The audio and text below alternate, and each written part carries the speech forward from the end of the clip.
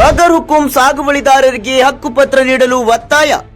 ರೈತರ ಸಮಸ್ಯೆ ಬಗೆಹರಿಸಲು ಅಧಿಕಾರಿಗಳಿಗೆ ಗಡುವು.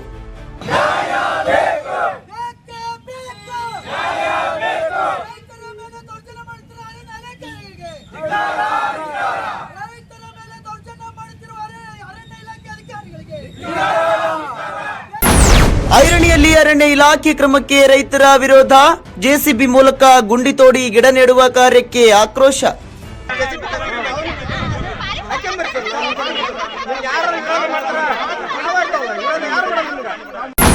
ರೈತರ ಮನವಿಗೆ ಸ್ಪಂದಿಸದ ಅಧಿಕಾರಿಗಳ ವಿರುದ್ಧ ಆಕ್ರೋಶ. ಬೇಡಿಕೆ ಈಡೇರದಿದ್ದರೆ ಅಹೋರಾತ್ರಿ ಧರಣಿ ಎಚ್ಚರಿಕೆ. ಇಲಾಖೆ ಅಧಿಕಾರಿಗಳು ರೈತರಿಗೆ ಸ್ಪಂದನೆ ಮಾಡಿ ಅವರಿಗೆ ಹಕ್ಕು ಕೊಡುವ ಪತ್ರ ಕೊಡುವುದರ ಜೊತೆಗೆ ಯಾವುದೇ ರೀತಿಯ ರೈತರ ಜಮೀನುಗಳನ್ನ ಒಕ್ಕಲೆಬ್ಬಿಸುವಂತ ಕಾರ್ಯವನ್ನ ಮಾಡಬಾರದು ಅಂತ ಹೇಳಿ ಇವತ್ತು ಹೋರಾಟವನ್ನು ಹಮ್ಮಿಕೊಳ್ಳಲಾಗಿದೆ. ರಾಣೆಬೆನ್ನೂರು ತಾಲೂಕಿನ ವಿವಿಧ ಗ್ರಾಮಗಳಲ್ಲಿ ಬಗರ್ ಹುಕುಂ ಕಾಯ್ದೆಯಡಿ ಹಲವಾರು ವರ್ಷಗಳಿಂದ ಸಾಗುವಳಿ ಮಾಡಿಕೊಂಡು ಬರುತ್ತಿರುವ ರೈತರಿಗೆ ಹಕ್ಕುಪತ್ರ ನೀಡಬೇಕು ಹಾಗೂ ಅರಣ್ಯ ಇಲಾಖೆ ಅಧಿಕಾರಿಗಳಿಂದ ರೈತರಿಗೆ ಆಗುತ್ತಿರುವ ತೊಂದರೆ ತಡೆಯಬೇಕು ಎಂದು ಕರ್ನಾಟಕ ರಾಜ್ಯ ರೈತ ಸಂಘದ ರಾಣೆಬೆನ್ನೂರು ತಾಲೂಕು ಘಟಕ ಆಗ್ರಹವನ್ನು ವ್ಯಕ್ತಪಡಿಸಿದೆ. ಇನ್ನು ಸರ್ಕಾರಿ ಹಾಗೂ ಅರಣ್ಯ ಇಲಾಖೆಗೆ ಸಂಬಂಧಿಸಿದ ಜಾಗದಲ್ಲಿ 30-40 ವರ್ಷಗಳಿಂದ ಸಾಗುವಳಿ ಮಾಡಿಕೊಂಡು ಬರುತ್ತಿರುವ ರೈತರನ್ನ ಒಕ್ಕಲೆಬ್ಬಿಸುವ ಪ್ರಯತ್ನ ನಡೆದಿದೆ ಎಂದು ಸಂಘದ ಅಧ್ಯಕ್ಷ ಹನುಮಂತಪ್ಪ ಕಬ್ಬಾರ್ ಅವರು ಆರೋಪವನ್ನು ಮಾಡಿದ್ದಾರೆ. ಇನ್ನು ಆಗಸ್ಟ್ 17ರಂದು ಐರಣಿ ಗ್ರಾಮದ ಸಾಗುವಳಿ ಭೂಮಿಯಲ್ಲಿ ಅರಣ್ಯ ಇಲಾಖೆ ಸಿಬ್ಬಂದಿ ಜೆಸಿಬಿ ಮೂಲಕ ಗುಂಡಿ ತೋಡಿ ಗಿಡಗಳನ್ನು ನೆಡಲು ಮುಂದಾದ ವೇಳೆ ರೈತರು ಸ್ಥಳಕ್ಕೆ ತೆರಳಿ ವಿರೋಧವನ್ನ ವ್ಯಕ್ತಪಡಿಸಿದ್ದಾರೆ. ರೈತರ ಮನವಿಗೆ ಸ್ಪಂದಿಸದೆ ದೌರ್ಜನ್ಯ ನಡೆಸಿರುವುದು ಖಂಡನೀಯ ಎಂದು ಸಂಘದ ಅಧ್ಯಕ್ಷರು ತಿಳಿಸಿದ್ದಾರೆ. ಇನ್ನು ರಾಣೆಬೆನ್ನೂರು ತಾಲೂಕಿನ ಬಗರ್ ಹುಕುಂ ಸಾಗುವಳಿದಾರ ರೈತರನ್ನ ಕರೆಸಿ ಸಂಬಂಧಪಟ್ಟ ಅಧಿಕಾರಿಗಳೊಂದಿಗೆ ಆಗಸ್ಟ್ 24ರೊಳಗೆ ಸಭೆ ನಡೆಸಿ ಈ ಸಮಸ್ಯೆಯನ್ನ ಬಗೆಹರಿಸಬೇಕು ಎಂದು ತಾಲೂಕು ದಂಡಾಧಿಕಾರಿಗಳಿಗೆ ಮನವಿಯನ್ನ ಮಾಡಿದ್ದಾರೆ.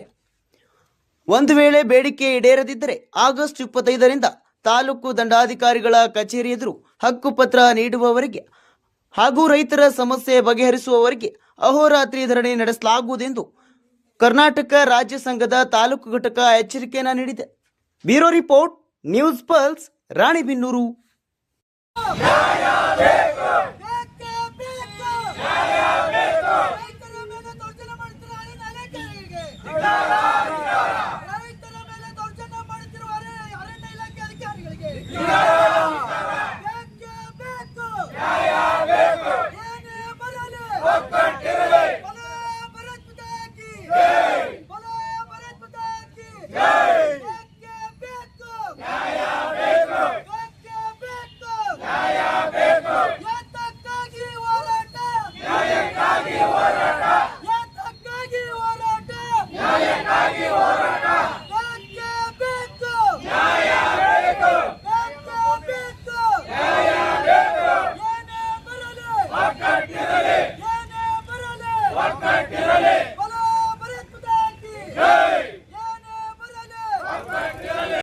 ಇಲಾಖೆ ಅಧಿಕಾರಿಗಳು ರೈತರಿಗೆ ಸ್ಪಂದನೆ ಮಾಡಿ ಅವರಿಗೆ ಹಕ್ಕು ಕೊಡುವ ಪತ್ರ ಕೊಡುವುದರ ಜೊತೆಗೆ ಯಾವುದೇ ರೀತಿಯ ರೈತರ ಜಮೀನುಗಳನ್ನ ಒಕ್ಕಲೆಬ್ಬಿಸುವಂತ ಕಾರ್ಯವನ್ನ ಮಾಡಬಾರದು ಅಂತ ಹೇಳಿ ಇವತ್ತು ಹೋರಾಟವನ್ನು ಹಮ್ಮಿಕೊಳ್ಳಲಾಗಿದೆ.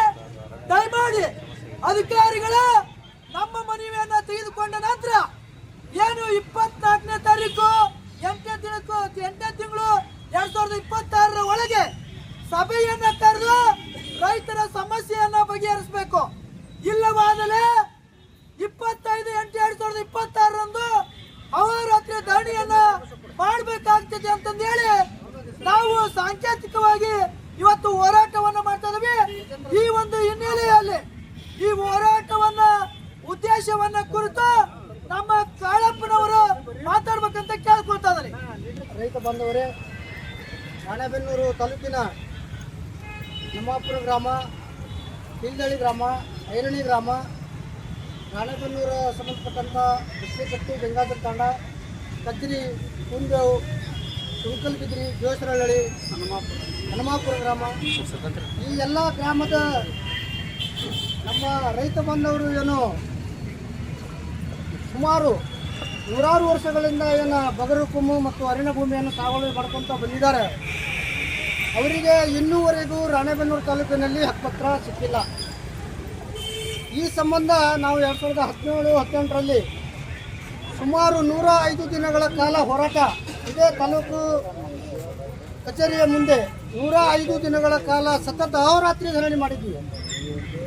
ಇನ್ನೇನು ಸ್ವಲ್ಪದರಲ್ಲೇ ನಮಗೆ ಹಕ್ಕುಪತ್ರ ಸಿಗುತ್ತೆ ಅನ್ನೋದರಲ್ಲಿ ಕಾರಣಾಂತರದಿಂದ ಅದು ಹಕ್ಕುಪತ್ರ ಕೊಡೋದನ್ನು ತಪ್ಪಿಸಲಾಯಿತು. ಅದು ಯಾವ ಕಾರಣ ಅಂತ ಈಗ ಹೇಳೋಕ್ಕಾಗಲ್ಲ. ಆದರೆ ಇನ್ನೂ ನಾವು ಆ ಜಮೀನನ್ನು ಯಾರ ತಾಪಕ್ಕೂ ಬಿಟ್ಟು ಕೊಡದೆ ನಮ್ಮ ರೈತರ ಕಬ್ಜಾದಲ್ಲೇ ಆಯ್ತದೆ. ನಾವು ಬಗರುಕುಂ ಅರಣ್ಯ ಭೂಮಿ ಸಾగు ಮಾಡಿದ್ದು ರೆಸಾರ್ಟ್ ಕಟ್ಟಾಗಲ್ಲ, ಯಾವುದೋ ಒಂದು ಹೋಟೆಲ್ ಕಟ್ಟಿ ನಾವು ದಂಧೆ ಮಾಡೋಕ್ಕಲ್ಲ. ಅದರಲ್ಲಿ ದುಡಿದು ಈ ದೇಶದ ಎಲ್ಲ 100 ಕೋಟಿ ಜನರಿಗೆ ಅನ್ನವನ್ನು ಕೊಡಲಿಕ್ಕೆ ನಾವು ಆ ಭೂಮಿಯನ್ನು ಸಾగు ಮಾಡಿದ್ದೇವೆ. ಈಗ ಒಬ್ಬ ವ್ಯಕ್ತಿ ಒಂದು ರೆಸಾರ್ಟ್, ಒಂದು ಕಂಪ್ನಿ, ಒಂದು ಶುಗರ್ ಫ್ಯಾಕ್ಟ್ರಿ ಆಗಲಿ ಯಾವುದೋ ಒಂದು ಮಾಡೋಕ್ಕೆ ಹೋದ್ರೆ ಸರ್ಕಾರ ಏನು ಮಾಡ್ತೈತೆ ಅಂದ್ರೆ ಅವ್ರಿಗೆ ಸಾವಿರಾರು ಭೂಮಿನೂ ಕೊಡ್ತೈತಿ. ಒಬ್ಬ ಬಡವ ಕೇವಲ 2ರಿಂದ 3 ಎಕರೆ ದುಡಿಮೆ ಮಾಡೋಕ್ಕೆ, ಅವನು ಹೊಲ ಉಳುಮೆ ಮಾಡೋಕ್ಕೆ ಇವತ್ತು ಸರ್ಕಾರ ಕೊಡ್ತಾ ಇಲ್ಲ. ಇದು ನಮ್ಮ ದೇಶದ, ನಮ್ಮ ರಾಜ್ಯದ, ನಮ್ಮ ತಾಲೂಕಿನ ಪರಿಸ್ಥಿತಿ. ಸೊ ಹಾಗಾಗಿ ನಮ್ಮ ಕರ್ನಾಟಕ ರಾಜ್ಯ ರೈತ ಸಂಘದ ಅಧ್ಯಕ್ಷರಾದಂಥ ಹನುಮಂತಪ್ಪ ಕಬ್ಬಾರ್ ಇವತ್ತು ನಮ್ಮ ಜೊತೆಗೂಡಿ ನಮ್ಮ ರೈತರಿಗೆ ಏನಾದರೂ ಮಾಡಿ ಮತ್ತೊಮ್ಮೆ ಹೋರಾಟ ಮಾಡಿ ಆ ಉಳುಮೆ ಮಾಡಿದಂಥ ರೈತರಿಗೆ ಹಕ್ಕುಪತ್ರ ಕೊಡಿಸ್ಬೇಕಂತೇಳಿ ನಮ್ಮ ಮುಂದೆ ಬಂದಿದ್ದಾರೆ. ಅವರಿಗೆ ನಿಮ್ಮೆಲ್ಲರ ಪರವಾಗಿ ಸ್ವಾಗತವನ್ನು ಕೋರ್ತಾ ಸ್ವಾಗತಿಸುತ್ತೇವೆ. ಈಗ ನಮ್ಮ ರಾಣೆಬೆನ್ನೂರು ತಾಲೂಕಿನಲ್ಲಿ ಮಂಚೂಣಿ ಹೋರಾಟದಲ್ಲಿರುವ ಒಂದು ವ್ಯಕ್ತಿ ಅಂದರೆ ಅವರು ಹನುಮಂತಪ್ಪ ಕಬ್ಬಾರ್. ಇವತ್ತಿನವರೆಗೂ ಎಂಥ ಹೋರಾಟ ಮಾಡಿದರೂ ತಮ್ಮ ಸ್ವಂತ ಖರ್ಚಿನಿಂದ ಅವರು ಹೋರಾಟ ಮಾಡುತ್ತಾರೆ ಹೊರತು ಒಬ್ಬ ವ್ಯಕ್ತಿ ಕಡೆಯಿಂದ ₹1 ಹಣವನ್ನು ಇವತ್ತಿನವರೆಗೂ ತಗೊಂಡಿಲ್ಲ. ಇದು ನಮಗೆ ಗೊತ್ತಿರುವಂಥ ವಿಷಯ. ಅಂಥ ಒಬ್ಬ ಒಳ್ಳೆಯ ವ್ಯಕ್ತಿ, ಒಳ್ಳೆಯ ಹೋರಾಟಗಾರ ಇವತ್ತು ನಮ್ಮ ರೈತರಿಗೆ ಸಿಕ್ಕಿದ್ದಾರೆ ಅಂದರೆ ಅದು ನಮ್ಮ ರಾಣೆಬೆನ್ನೂರು ತಾಲೂಕಿನ ಪುಣ್ಯ. ಈಗ ಸರ್ಕಾರ ಬಗರುಕುಂ ಅರಣ್ಯ ಭೂಮಿ ಸಾಗುವಳಿ ಮಾಡುವವರಿಗೆ ಹಕ್ಕುಪತ್ರ ಕೊಡಬೇಕಂತೇಳಿ ಆದೇಶ ಮಾಡಿದರೂ ಕೂಡ ಸಂಬಂಧಪಟ್ಟಂಥ ಅಧಿಕಾರಿಗಳು, ಉಪವಿಭಾಗಾಧಿಕಾರಿ ಆಗಲಿ, ತಹಸೀಲ್ದಾರ್ ಆಗಲಿ ಮತ್ತು ಸರ್ವೆ ಡಿಪಾರ್ಟ್ಮೆಂಟ್, ಈ ಯಾವುದೇ ಅಧಿಕಾರಿಗಳು ಅದರ ಬಗ್ಗೆ ಚಿಂತಿತ್ತು ಕಾಳಜಿ ಮಾಡ್ತಾ ಇಲ್ಲ. ಸರ್ವೆ ಮಾಡಿ ಈಗಾಗಲೇ 3-4 ತಿಂಗಳು ಆದರೂ ಅದರದ್ದು ವರದಿ ಕೊಡೋಕ್ಕೆ ತಯಾರಿಲ್ಲ. ಇದು ನಮ್ಮ ದುರ್ದೈವ. ಹಾಗಾಗಿ ಇವತ್ತು ನಾವು ಮನವಿ ಕೊಡ್ತಾ ಇದ್ದೀವಿ. ಆ ಮನವಿಯಲ್ಲಿ ನಾವು ಇವತ್ತು ಸ್ಪಷ್ಟವಾಗಿ ಹೇಳಿದ್ದೀವಿ, 24ನೇ ತಾರೀಕು ಗಡುವು ಲಾಸ್ಟು, ಅಷ್ಟರೊಳಗೆ ನೀವು ಸಭೆ ಮಾಡಿ ಇದಕ್ಕೆ ಸೂಕ್ತ ಪರಿಹಾರ ನಿಮಗೆ ಕೊಡಬೇಕು. ಅದು ಏನಾಗಿದೆ, ಏನಿಲ್ಲ, ಯಾವ ಅರ್ಜಿಗಳು ವಿಫಲವಾಗಿದ್ದಾವೆ ಅವನು ಮತ್ತೆ ಪುನರ್ ಪರಿಶೀಲನೆ ಮಾಡಬೇಕು.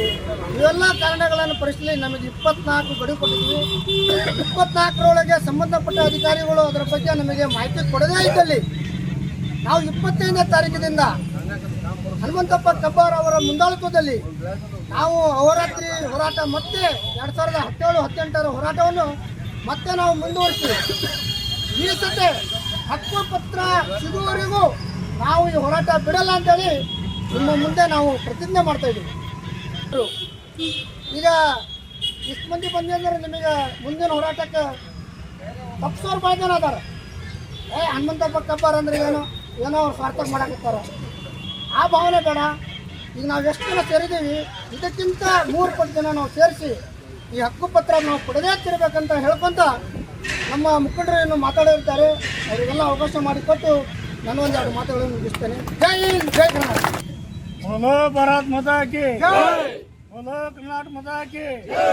ರೈತರನ್ನ ಒಕ್ಕಲೆಬ್ಬಿಸುವ ಅಧಿಕಾರಿಗಳಿಗೆ, ರೈತರನ್ನ ಒಕ್ಕಲೆಬ್ಬಿಸುವ ಅಧಿಕಾರಿಗಳಿಗೆ ನಾವೆಲ್ಲ ಒಂದಿಸಿ ಮಾತಾಡುತ್ತಾ ನನ್ನ ಮಾತು ಏನಪ್ಪ ಅಂತಂದು ಹೇಳಿದ್ರೆ, ರೈತರಿಗೆ 1 ಎಕರೆ 2 ಎಕರೆ ಕೊಡ್ಲಾಕ ಸರ್ಕಾರಕ್ಕೆ ಸನ್ನತಿ ಇಲ್ಲ. ಕಂಪ್ನಿ ಮಾಲೀಕರಿಗೆ, ಕಂಪ್ನಿ ಮಾಡೋಂಥವ್ರಿಗೆ 100 ಎಕರೆನ ಕೊಡ್ತಾರೆ, ಬಂಗ್ಲೆ ಕಟ್ಟಲಿಕ್ಕೆ 1000 ಎಕರೆನಾದ್ರೂ ಕೊಡ್ತಾರೆ. ಅಂಥ ರಾಜಕಾರಣಿಗಳಿಗೆ 500 ಎಕರೆಗೆಲ್ಲ ಭೂಮಿ ಬಿಟ್ಟಾರ. ಅಂಥವ್ರಿಗೆಲ್ಲ ಸರ್ಕಾರ ಮಾನ್ಯತೆ ಕೊಡ್ತೈತಿ. ನಾವು ದುಡ್ಕೊಂಡು ತಿಂದೇವಪ್ಪ, ಬದುಕ್ತೀವಿ ಭೂಮಿ ಮೇಲೆ ಅಂದ್ರೆ ನಮ್ಮನ್ನು ನಿರ್ಲಕ್ಷ್ಯದಿಂದ ಮಾಡಿ ಕೇಸ್ ಹಾಕಿ ಹೊರಗೆ ಹಾಕ್ತಾರೆ. ಯಾಕಪ್ಪ ಅಂದರೆ ಅವ್ರದ್ದು ಒಂದು ಅವ್ರಿಗೆ ಬರ್ತಕ್ಕಂಥ ಆದಾಯ ಅದ್ರ ಕಂಪ್ನಿಯಿಂದ, ರೈತರಿಂದ ಬರೋಲ್ಲ. ಅಂತಕ್ಕೆ ನಮ್ಮನ್ನು ರೈತರನ್ನ ಹೊರಗೆ ಹಾಕೋಂಥ ಸರ್ಕಾರದ ಒಂದು ಉದ್ದೇಶ. ನಮಗೆ ಸರ್ಕಾರದವ್ರು ಏನು ಮಾಡ್ತಾರೆ ಅಂದ್ರೆ ಅರಣ್ಯದವ್ರಿಗೆ ಹೇಳ್ತಾರೆ, ನೀವು ಯಾವುದು ಭೂಮಿಯನ್ನು ಕೊಡಬೇಡ್ರಿ, ಅವ್ರ ಮಕ್ಕಳು ಬೆಳೆಸ್ರಿ, ಗಿಡ ಹಸ್ರಿ, ಪರಿಸರ ಬೆಳೆಸ್ರಿ, ಆ ಥರ ನಾವು ಕೊಟ್ಟಂಥ ಕಮಿಷನ್ ದುಡ್ಡು ನಮಗೆ ಬರಲಿ, ಆ ಉದ್ದೇಶ ಇಟ್ಕೊಂಡು ರಾಜಕಾರಣಿ ಮಾಡ್ತಾ ಇರ್ತಾರೆ. ನಾವು ನನ್ನ ರೈತರನ್ನ ಓಟಿಗೋಸ್ಕರ ನಮ್ಮನ್ನು ಬಲಿಪಶು ಮಾಡ್ಕೊಂಡು ನೀವು ದುಡೀರಪ್ಪ, ನಿಮ್ಗೆ ಅರ್ಜಿ ಕೊಡಲಿಕ್ಕೆ ನಾವು ಆದೇಶ ಕೊಡ್ತೇವೆ, 1980 ಆದೇಶದೊಳಗೆ ಅರ್ಜಿ ಕೊಟ್ರಿ, ಒಂದು ಕೊಡ್ರಿ, ನನ್ನ ಕಂದಾಯದ ಒಳಗೆ ಒಂದು ಅರ್ಜಿ ಕೊಡೋಕೆ ಕಳಿತೀವಿ, ಅವಾಗ ಕೊಟ್ರಿ, ಇಂಥವೆಲ್ಲ 108 ಅರ್ಜಿಗಳನ್ನ ಅವ್ರು ಕಳಿಸ್ತಾರೆ. ಅರ್ಜಿ ಕೊಟ್ರಪ್ಪ ಅಂದ್ರೆ ನೀವು ಅರ್ಜಿನೇ ಕೊಟ್ಟಿಲ್ಲ, ಅದು ತಿರಸ್ಕಾರ ಆಯ್ತು, ನಿಮ್ಮ ಅರ್ಜಿ ನಾವು ವಜಾ ಹೊಡ್ತೀವಿ, ನೀವು ಭೂಮಿ ಸಾగు ಮಾಡಲಿಲ್ಲ ಕಾರಣದಿಂದ ಏನಾದ್ರು ಒಂದು ಕಾರಣ ಹೇಳಿ ನಮ್ಮನ್ನು ಅರ್ಜಿಯನ್ನು ಸಾగు ಮಾಡಿದಂಥ ಭೂಮಿನ ಅಲ್ಲಿ ಇಲ್ಲ ಅನ್ನೋ ಒಂದು ಮಟ್ಟಕ್ಕೆ ನಮ್ಮನ್ನು ತಗೊಂಬಂದು ಭೂಮಿಯನ್ನು ಕಸ್ಕೊಂಡು ಮತ್ತು ನಮ್ಮ ಮೇಲೆ ಕೇಸನ್ನು ದೌರ್ಜನ್ಯದಿಂದ ಕೇಸ್ ಹಾಕಿ ಅವರು ನಮ್ಮ ಜೈಲಿಗೆ ಹಾಕ್ಸೋಂಥ ಪ್ರಯತ್ನ ಇದು ರಾಜಕಾರಣಿ ಮಾಡುವಂಥದ್ದು. ಅಧಿಕಾರಿಗಳು ಅಧಿಕಾರಿಗಳು ಅಂತಂದು ಹೇಳಿರ ಅವ್ರು ಡ್ಯೂಟಿ ಅಷ್ಟೇ ಮಾಡೋದಿಲ್ಲ, ಅಲ್ಲಿ ಬರ್ತಾರೆ, ಏನಪ್ಪ ನೀನು ಯಾವಾಗ ನಿದ್ದೆ ಮಾಡಿದೀಯಾ, ಇವತ್ತು ಮಾಡಿಯಾ, ಇಲ್ಲ ನೀನು ನಿದ್ದೆ ಮಾಡಿದ್ಯಾ, ನಿದ್ದೆ ಮಾಡಿದ್ರೆ ಮತ್ತೇನು ಬೆಳೆದಿದ್ದಿ, ನೀನೇನು ಬೆಳೆದಿಲ್ಲ ಅಲ್ಲಿ, ನಿನಗೆ ಹೊಲ ಅಲ್ಲ ಅಲ್ಲಿ, ನಿನಗೆ ಭೂಮಿ ಕೊಡ್ಲಿಕ್ಕೆ ನಮ್ಗೆ ಆಗಲ್ಲ, ಈ ಭೂಮಿ ಬಿಡು.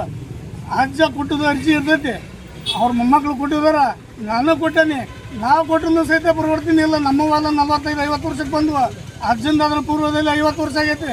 ಅವ್ರ ಮಗ ಕೊಟ್ಟದ್ದು ಒಂದು 70 ವರ್ಷದ ಅರ್ಜಿಗಳು ಅದಾವು, ಇದ್ರೂ ಸಹಿತ ಅರ್ಜಿಗಳನ್ನು ವಜಾ ಹೊಡಿಸ್ಯಾರ. ಯಾವ ಕಾರಣ? ಸರ್ಕಾರದ ದುರ್ದೈವ ಅದು. ಸರ್ಕಾರದ ಆಡಳಿತ ಮಾಡೋ ಅಂಥವ್ರು ನಮ್ಮ ತಾಲೂಕಿನಲ್ಲಿ ಅಂಥ ಒಂದು ಶಿಫಾರಸು ಕೆಲಸ ಮಾಡಲ್ಲ. ಆ ಮಾಡಲಿಲ್ಲ ಕಾರಣದಿಂದ ನಮ್ಮ ಅರ್ಜಿಗಳು ರಿಜೆಕ್ಟ್ ಮಾಡಿ ಸರ್ಕಾರದವ್ರ ಮೇಲೆ ನಮ್ಮನ್ನು ಚೂ ಬಿಟ್ಟು ಹೋಗ್ಲೇಬಸ್ರಿ, ಅವ್ರನ್ನೆಲ್ಲ ಜೈಲಿಗೆ ಹಾಕ್ರಿ, ಅವ್ರ ಭೂಮಿ ಕಸ್ಕೊಳ್ರಿ, ನಮ್ಮ ಬೈ ಬರ್ತಾರೆ, ನಾವು ಆಮೇಲೆ ಓಟ್ ಹಾಕ್ಸೋಣ, ನಮ್ಮನ್ನೆಲ್ಲ ಬಲಿಪಶು ಮಾಡ್ಕೊಳ್ಳೋಣ ಅನ್ನೋ ಒಂದು ಸರ್ಕಾರದ ಆದೇಶ. ಆದ್ರೆ ಮಹಾನರಿಗೆ ನಿಮ್ಮೆಲ್ಲರಿಗೂ ತಿಳ್ಕೊಳ್ಳೋದೇನಂದರೆ, ಒಟ್ಟಿಗೆ ಅವರು ಊಟಕ್ಕಾಗಿ ಮಾಡ್ತಾರಂಥ ಭೂಮಿಯನ್ನು ಎಂದೂ ಯಾರ ಕಸ್ಕೊಳಕ್ಕೆ ಹೋಗ್ಬೇಡ್ರಿ. ನೀವು ನ್ಯಾಯದಿಂದ ನಿಮ್ಮ ಒಂದು ದುಡಿಮೆಯನ್ನು ನೀವು ಸಹಕರಿಸ್ಕೊಂಡು ನೀವು ನೌಕರಿ ಮಾಡೋರು ನಮ್ಮ ರೈತರನ್ನ ವಿರೋಧ ಹಾಕಬೇಡ್ರಿ. ರೈತನಿಗೆ ಸಿಟ್ಟು ಬಂತಂದ್ರೆ ಸಂದರ್ಭದಲ್ಲಿ ಏನು ಮಾಡ್ಕೊಂತಾನ, ಆತ್ಮಹತ್ಯೆ ಮಾಡ್ಕೊಂತಾನ, ಆತ್ಮವನ್ನು ವಿಲೋಕನೆ ಮಾಡ್ಕೊಂತಾನ, ಭೂಮಿಯನ್ನು ಬಿಟ್ಟು ಬರ್ತಾನ. ಅದು ಯಾವುದನ್ನು ರೈತನಿಗೆ ಸ್ವರಣ ತಪ್ಪಿ ನಿಂತಿರ್ತಾನ, ಕಷ್ಟಪಡಿದಂಥ ಫಲ ಅವನಿಗೆ ಗೊತ್ತಿರ್ತೈತಿ. ಆದರೆ ನೀವು ಏನು ಅವ್ನು ಕುಶಾಟ್ಲಿ ಮಾಡ್ತಾ ಇರ್ತೀರಿ, ಭೂಮಿ ಬಿಡು, ಅಲ್ಲಿ ಹೊಡಿಬೇಡ, ಇಲ್ಲಿ ಹೊಡಿಬೇಡ ಅಂತಂದೇಳಿ. ಆ ಒಂದು ಬುದ್ಧಿಯನ್ನು ನೌಕರಿ ಮಾಡೋಂಥವ್ರು ಯಾರು ಮಾಡೋಕ್ಕೆ ಹೋಗ್ಬೇಡ್ರಿ. ರೈತನಿಗೆ ಭಾಳ ಕೋಪ ಇರ್ತೈತಿ, ಆ ಕೋಪಕ್ಕೆ ಸ್ಪಂದಿಸಂತೆ ಮಾಡೋಂಥ ಶಕ್ತಿ ಇರೋದಿಲ್ಲ. ಆ ಶಕ್ತಿ ಇರೋಂಥವ್ರು ಕೆಲವೊಬ್ರು ಇರ್ತಾರೆ, ಇರಲಿ ಬಿಡಪ್ಪ, ಮತ್ತು ನೀವು ಡ್ಯೂಟಿ ಮಾಡೋರು ಮಾಡ್ಕೊಂಡು ಹೋಗ್ರಿ, ನಾವು ನೋಡೋಣ, ಮೇಲೆ ಅಧಿಕಾರಿ ಕೇಳ್ತೀವಿ, MLA ಕೇಳ್ತೀವಿ, ತಹಸೀಲ್ದಾರ್ನ ಕೇಳ್ತೀವಿ ಅಂತಂದೇಳಿ. ಅದಕ್ಕಿಂತ ಮೀರಿದಂತ ಒಬ್ಬ ಇರ್ತಾನ, ನಾನು ಏನು ಮಾಡೋದು, ಇಷ್ಟಕ್ಕಿಂತೆಲ್ಲ ಮಾಡಿದ್ರು ಸಹಿತ ನನಗೆ ಭೂಮಿ ಸಿಗಲಿಲ್ಲ ಅಂದ್ರೆ ಜೀವನ ತಗೊಂಬಿಡೋಣ, ನನ್ನ ಮಕ್ಕಳು ಮರಿ ಎಲ್ಲರೂ ಸತ್ತು ಹೋಗ್ಬಿಡ್ಲಿ ಅನ್ನೋ ಒಂದು ಜನಗಳು ಇವತ್ತು ಅದಾರ. ಆದರೆ ನೀವು ನೌಕರಿ ಮಾಡೋಂಥವ್ರು ಯಾವ ರೈತನಿಗೂ ಹಿಂಸೆ ಕೊಡಬಾರ್ದು, ಹಿಂಸೆ ಕೊಡಲಾರ್ದಂಗೆ ನಿಮ್ಮ ಕಾನೂನು ರೀತಿಯಿಂದ ನೀವು ಕೇಳ್ರಿ, ಕಾನೂನು ರೀತಿಯಿಂದ ಅವ್ರು ಕೊಡ್ತಾರೆ. ಅವ್ರು ರಾಜ್ಯ ಕೊಟ್ಟಂಥ ಅರ್ಜಿಗಳು ಇರ್ತವೆ, ಅರ್ಜಿನ ಕೊಟ್ಟು ಅವನ ಮಗ ಬಂದಿರ್ತಾನೆ, ಆದ್ರೂ ಅವ್ನಿಗೆ ನೀವು ಬೆಲೆ ಕೊಡೋಲ್ಲ. ನಿಮ್ಮ ಅಪ್ಪನ ದೊತ್ತು ಅದು ರಿಜೆಕ್ಟ್ ಆಯ್ತು, ನಿಮ್ಮ ಅವ್ವನ ದೊತ್ತು ಅದು ರಿಜೆಕ್ಟ್ ಆಯ್ತು, ನೀ ಕೊಟ್ಟಿದೆಯಲ್ಲ, ನೀ ಸಾಕು ಮಾಡಿಲ್ಲ, ಅದಕ್ಕೆ ರಿಜೆಕ್ಟ್ ಆಗೈತಿ. ಇಂಥ ಕಾರಣಾಂತರಗಳನ್ನು ಬಿಟ್ಟು ಭೂಮಿ ಕೊಡೋಂಥ ಒಂದು ನಮ್ಮ ಗಣ್ಯ ಮಾನ್ಯವರಿಗೆ, ನಮ್ಮ ತಹಶೀಲ್ದಾರ್ಗೆ ಮತ್ತು ನಮ್ಮ ತಾಲೂಕಿನ MLAರಿಗೆ ಈ ರೈತರ ಕೂಗನ್ನು ಅವ್ರ ದನಿಗೂಡಿ ನಮಗೆ ಭೂಮಿ ಕೊಡೋಂಥ ಗುಣಗಳನ್ನು ಕೊಟ್ಟು ಭಗವಂತ ಆಶೀರ್ವಾದವನ್ನು ಕೊಟ್ಟು ಮುಂದಿನ ಎಲೆಕ್ಷನ್ಗೆ ಅವ್ರು ಬರೋಂಥ ಒಂದು ಮಾರ್ಗವನ್ನು ನೀಡ್ಕೊಂಡು ನಮ್ಮಂಥವ್ರಿಗೆ ಎಲ್ಲರಿಗೂ ಭೂಮಿ ಕೊಟ್ಟು ಕಾಪಾಡ್ತಾರೆ ಅಂತೇಳಿ ನಾವು ಹೇಳ್ಕೊಂತೀವಿ.